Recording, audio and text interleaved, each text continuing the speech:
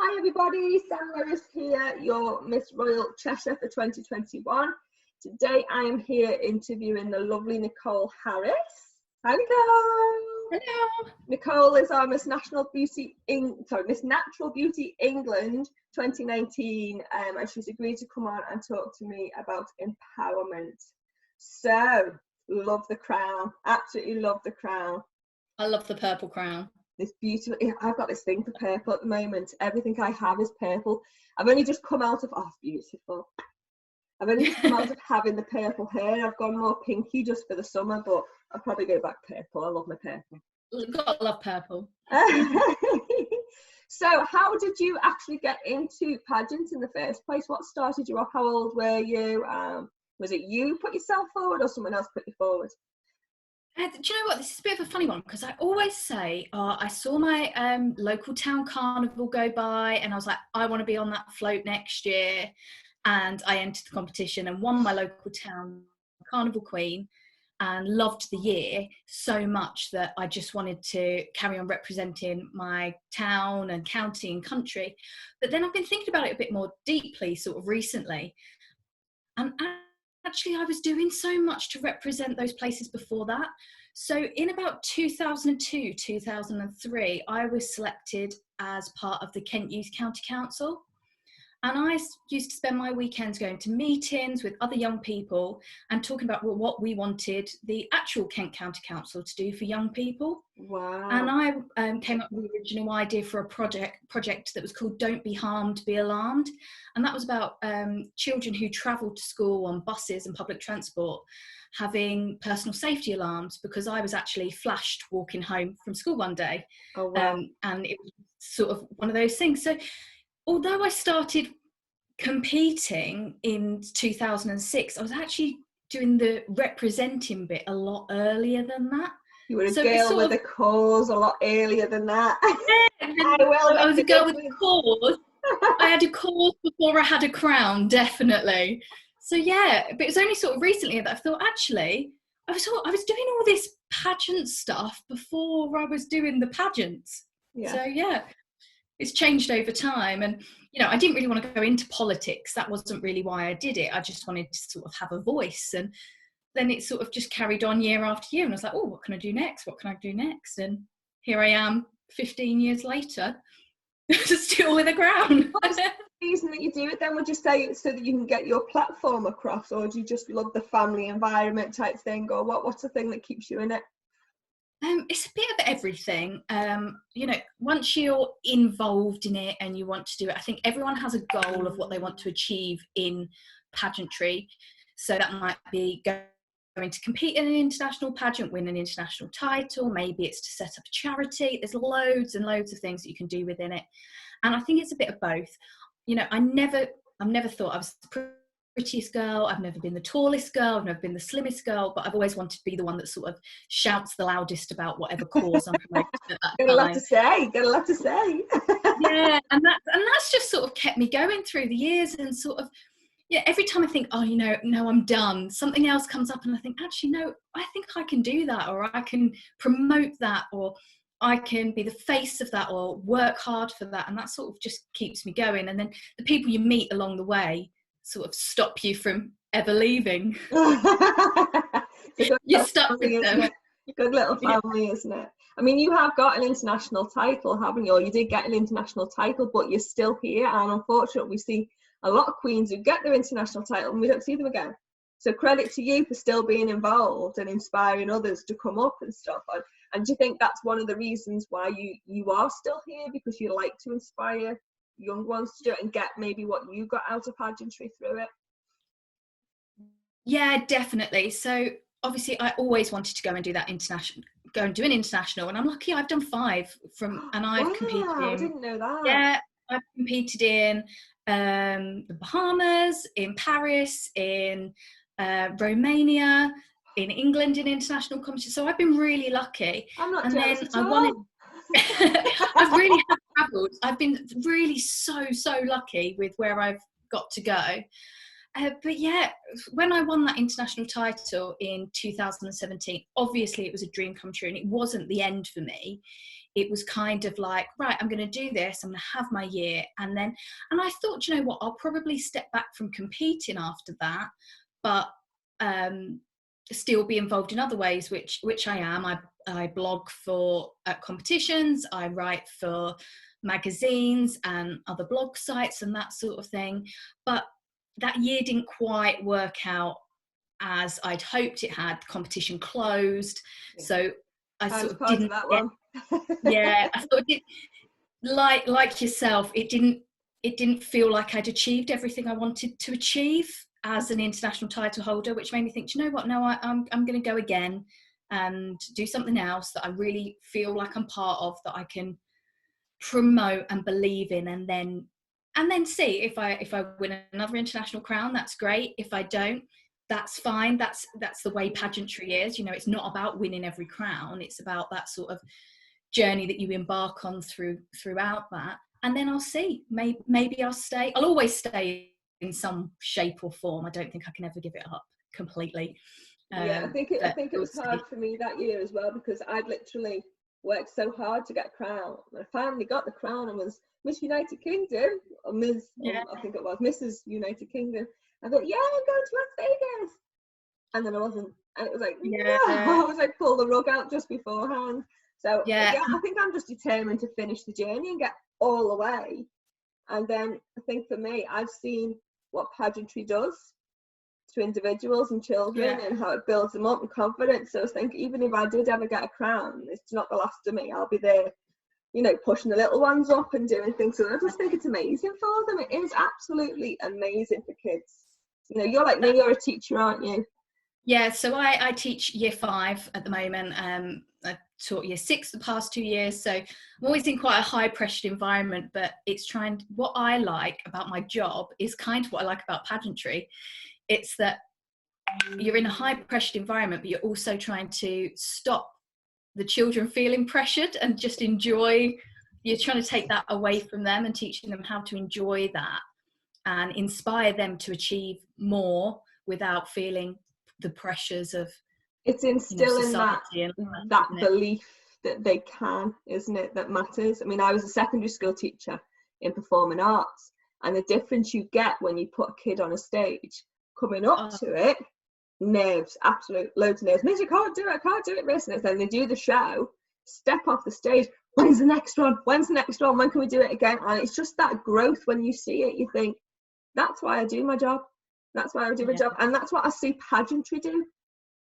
As you step off that stage, you're a different person. The growth in that individual is massive. You might not be able to see it visually, but inside it's massive, isn't it? Would you agree with that? Yeah, definitely. Especially, I work in a really deprived area. So we've got a really high percentage of pupil premium and children on free school meals. And a lot of them, their aspirations are quite small.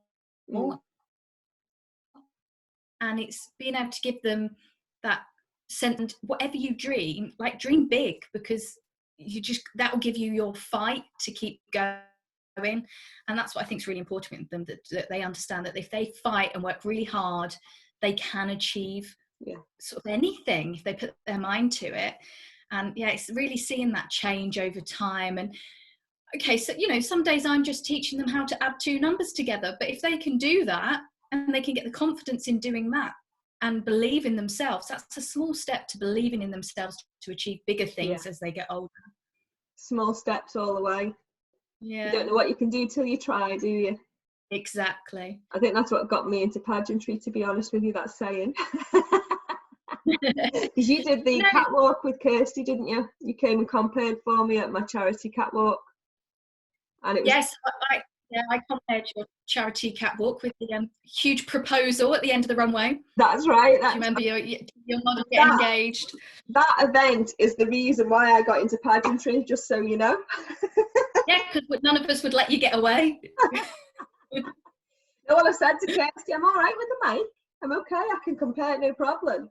But ask me to stand there and look beautiful. I haven't got that confidence in myself to think I can do that. I said, I don't know how you can do that. And she said, Miss, you don't know what you can do till you try. And that was what I used to say to them at school, because she used to be in the same school as me. And it was like, oh, put me in a position, came back to bite me on the bum. So I snuck off and found a pageant down south without telling anyone, Miss British Empire. I entered that and I just did the interview and I got through to the final. And you know, when you go, oh my God, what have I done? I don't know what I'm doing. What's fashion wear? What's this? What's evening wear? And I was like, Kirsty, I've done something really stupid. And then I went down there and it was either do or die. Do what the others are doing or look stupid, you know. So I felt really uncomfortable doing it, but no one knew me. So I was like, oh, could you guess? Yes, I'm a pageant queen. Yes, I'm doing what you lot are doing. And I came second. That was it then. I've not looked back since. It's been continuous all the time. Yeah, and it's so much. It's so much about that confidence, isn't it? That, you know, you can have the most beautiful girl on stage, but if she looks unsure and unconfident, it makes the audience feel uneasy. And that's why I try to say to everybody, it's just being confident and feeling you're like you're the best version of yourself at that point. And that's what, and then that is the true beauty that then comes through. And I think a lot of people forget that part. Yeah, I think that's why I do it. I see it as fun now because, and I am, people are surprised at how relaxed I am backstage and on stage. I think it's because I'm enjoying it. I never get to dress up like that. I never get to put my makeup on. I've got 3 children at home. I don't stop and running 2 businesses. So to do that, it's like my little escape. Do you know what I mean? It's like my little acting a part in my alter ego. So I just enjoy it. And it's like no one's taking that away from me. I'm doing these. I don't care what anyone says. So question for you then. So what does pageant mean to you now? Why do you continue to be involved? What is it? What's your for it? I don't know what that means. That's your power pose.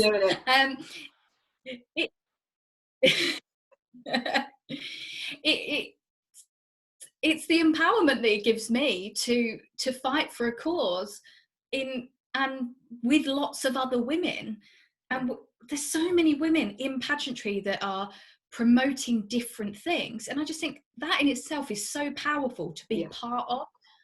And I want to stay part of that. I want to help, you know, those 10-year-olds that I see coming up with their campaigns, sort of eco warrior campaigns. You know, little Lily Short, she's amazing, junior teen, and she's got this huge eco warrior campaign that she champions. And I think, well, hang on, if a 10-year-old can do that, I need to be out there doing that too, and showing them the way to go, and that it's not just about, like everyone sort of sees, the standing on stage. It's all of the work that's done leading up to it, and being out there and being that visible presence for other people to look up to, regardless of their background, regardless of their age, regardless of anything, that we can all have a voice and have a say.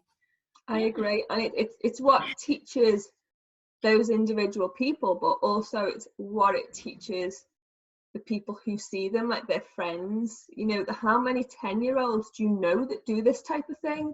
A general 10-year-old in a school does not become an eco warrior and start doing all this work. So she's setting a really, really good example, isn't she? How do you think that will empower her and other pageant contestants? How do you think pageantry empowers them for everyday life outside of pageantry? I just think the skills you learn in pageantry are second to none. Like, what other thing can children do? What other hobby or sport or can children do where they have to stand on stage and give a self-introduction about themselves or about something they're really passionate about? Where can they go, have to do all of that charity work and appearances and all of that be honoured? You know, making an appearance folder, well, that's teaching them all of the life skills to eventually apply for a job. And there's just, it's so much more than what people see. And I know personally, I get so frustrated when you hear the toddlers and tiaras phrase, because it's so much more than that. And those young girls out there, some of them are doing absolutely phenomenal things with their campaigns. And when they go off to uni or when they go out to get a job, they're going to be the front runners because they've got the experience of speaking to people from all backgrounds, of all ages. They'll have that confidence behind them, and they'll know how to promote themselves, a cause, and just be confident in themselves and confident that they can achieve something. I think it's massive as well. I've always said, because I always fought the cause for performing arts for this reason, but if you have all the GCSEs and A levels or whatever under the sun under your belt, and you've done really well academically, if you can't sit in an interview and sell yourself, you're not getting the job. Yeah. Do you know what I mean? You are not getting the job. If you can't be, I can do this, I can do that, and I've done this, and I've got this hobby, and I do this, and be that confident person who can do that, you ain't getting the job. Do you know what I mean? And it's just something. I mean, pageantry, you stand on stage, you talk to a crowd of people. You know who you are, you know what you do, you know why you do it, you have a purpose in life.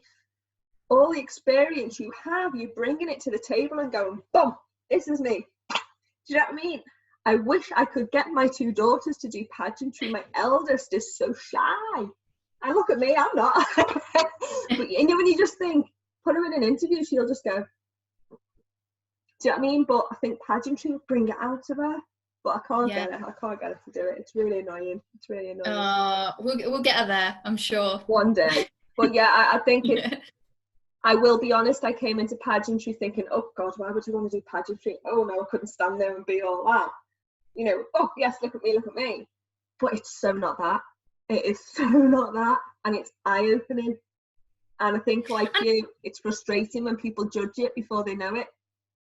Yeah, and there are still a few competitions out there that are like that. You know, the ones that don't have interview, or maybe they don't look at work you've done leading up to it. There are still competitions out there, but that's part of knowing what you're suited for. I would never be suited for that type of competition because that's not where my strength is. Yeah. My strength is what I do leading up to it. So there is something for everybody, and you might not be the most confident person, but there is still a pageant that you can enter that maybe there's not speaking on stage as your first one, because until you've built up your confidence through your interviews and that sort of thing. And I've watched, you know, Brianna, who's one of the Little Natural Beauty queens, I interviewed her a year ago when she entered the Wales competition, and bless her, she was so shy. And now, can we get her to be quiet? Pretty much not. She's so confident, so out there. And I just think, do you know what? She's a real, for the juniors, I'm championing the juniors today, but she's just come so far. And she had a language barrier as well, because English was her second language. She's fluent in Welsh. Oh, wow. So it was really hard for her. And I just think, where else would she have learnt that skill until she was so much older? And I'm a champion for what pageantry can give you in life. It's the making of them, isn't it? It is the making of them, bless them. Love it. Yeah. Love it. And like you say, it starts. I remember seeing, I think it was Elite Global Earth, I remember seeing a little girl, she must have been about 3, get up on stage, and her mum had to keep her on the stage because she was like, didn't know what to do and all that stuff, but she stayed there, and then it turned into a smile. And then it turned into a laughing, and it turned into a dancing on the stage. And I just saw the confidence grow as she was on that stage for that moment. Yeah. And then you couldn't get her off. You know, and that's the smallest thing, but it's made such a difference to that child, you know. So would you say that there's, what is it that gets you out of bed every day? What empowers you every day to go, right, today is going to be a good day? What's your empowerment thing that keeps you going? I'm lucky that obviously in my job I've got 32 faces that stare back at me, that I know if I get it right I can make a huge difference for them. So they make me get up quite often, and some days it's really hard and you think I just can't do this, how am I going to tackle it? But knowing that I've got that special relationship with those children and I can help them because I know their specific needs, and I can judge that little face, that little frown that makes me think, actually, you're not sure what I'm talking about, so I'm going to go and speak to you as soon as, like, all of those little things, that's what empowers me to get up and go and to know that I can make a difference in their lives day to day. And I know it sounds cheesy, and I know, you No, I have them for a year. Sometimes I get them for 2 years. And in the grand scheme of things, do I think they'll remember me forever? Probably not. But if I can make a difference in that short time, then I'm doing the right thing. And I think pageantry is kind of the same. If you can, when you go into an event, if you can think, oh, you know, that person, they were really nice. They spoke to us all, or, oh, they laughed with us, or they gave me a smile. I think that's just being a generally nice person and trying to make a difference in somebody's day is kind of what empowers me to go out there and do more. So what are you finding now? Like, you're obviously not in school now. What are you finding now is empowering you to get out of bed today? You know, while you're down, what type of things are making you go, right, today I'm up and I'm going to... I've got a long list of things that I have to do always. So I'm not in the school, but I'm still working. I have to go in every so often on a rota to help supervise the key worker children. So that's lovely, because that means I do get to go out. I am lucky that I have that as part of it. But I've got lists of things. So I'm still supplying work for my children, and they email me and I can reply. So that's still good. going on.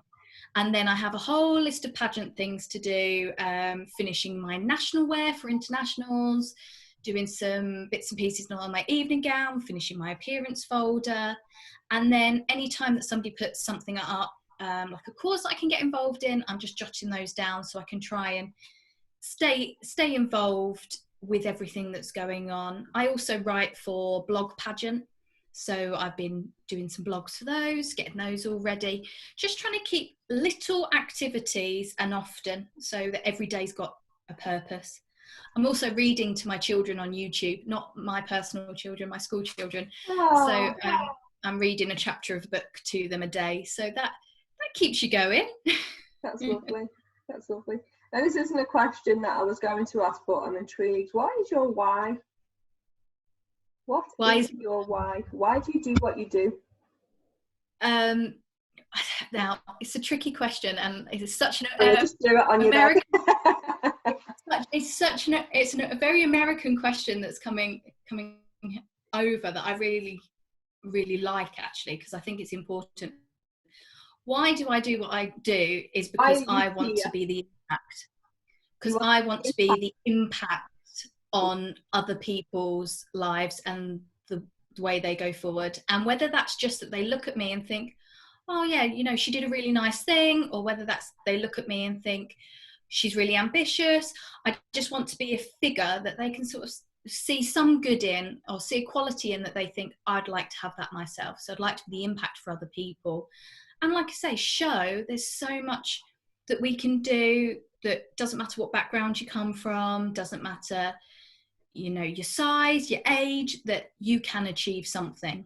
And that's kind of what I've always been about, just trying to have small achievements throughout life and dreaming big and then going for it. It sounds like that from when you were little. You've been like that, isn't it? Yeah, it's funny. So at the age of 3, I watched pantomime with my mum at Christmas, and I sat in the audience and said, I want to do that. I want to be on the stage. And then the next week I was in dance lessons, and sort of that continued on, and I really enjoyed doing dance and performing arts. You know, I've worked on cruise ships, I've worked for big publicity agencies, doing lots of corporate events, and I've done really random jobs and lots of things. And then I thought, actually, how can I turn all of what I've learned into something else now? And that's kind of why I got into teaching. All of that crosses over with pageantry. It's only when you start talking about your life that you realise that everything sort of snowballs into each other. One big package, isn't it, at the end? Where you're at now is where it's evolved from. Each thing you can see what you've got out of it, and it all comes together to this one job that you're doing now. Yeah, I've noticed that anyway. Yeah, that's really good. So if you had a quote for life, what's your favourite life quote? I've always liked, it doesn't matter how many breaths you take, it's the moments that take your breath away. Oh, that's amazing. I've not heard that one before. I love that quote, because I just think that links to what I want to achieve in life, about trying to always achieve more and pushing on and having big dreams. I just think that's, yeah, we're so quick sometimes to let things pass us by, but actually just taking those special moments. Yeah. Oh, that's really strong one for all my cancer girls to have that one. Say it again. Doesn't matter how many breaths you take, it's the moments that take your breath away. So basically live every day and every moment, isn't it? Yeah. That's gorgeous. And just go for it. Yeah, that is gorgeous. So if you had somebody who just wasn't feeling it today and they didn't feel very empowered, and you know, it was like, everybody leave me alone and stuff like that, how would you motivate them? What would you say to, have you got a message for someone like that who's just not feeling it? I'd say it's okay to be like that, to have those days, because that's so important. We've all had those days, especially, you know, we're filming this during isolation, so we're all having those up and down days. But try and think of a small goal that you can achieve in that day to help you. Whether that's just that you're going to get up and have a shower and change your clothes, that's going to be your goal for the day. That's great. Set yourself a small achievable goal that you know you've got something out of the day. And I think then day by day, you'll want to do more and feel empowered to do more, because you slowly get yourself out of that sort of negative minefield that we can all fall into sometimes. And I think it's just, it can be so easy to get stuck in there and then expect yourself to suddenly go back to being fully productive. And it's just not how it is in life. Sometimes we just have to build ourselves back up to that, and that's okay. It's okay to not want to do something. Yeah, I love that. It's like, I always do little analogies where you're walking along and one day you fall into a ditch. You can either stay in the ditch and never move forward, or you can take that first hand up and do something small to get yourself up, and then the next small thing to get yourself up, and eventually you climb yourself out and you can carry on with your journey. And I think a lot of people fall down the ditch and then can't find that motivation to get up and go, but nothing's going to change until they do. Is it? Yeah, I think sometimes people just want to jump straight out and just carry on sort of running, and it's not always like that. Sometimes you've got to, you know, crawl a bit before you can walk. Well, and then just run. fall back down, won't you? If you're not having a secure footing, you're just going to fall back down. So you've got to take it slow and get out of that ditch. Oh, I love that. I love that. Oh, thank you so much for talking to me today. I've been really enjoyable and probably very helpful to a lot of people. So I appreciate that, Nicole. Do you want to give everybody a big wave goodbye? Bye. Bye. Thank you very much.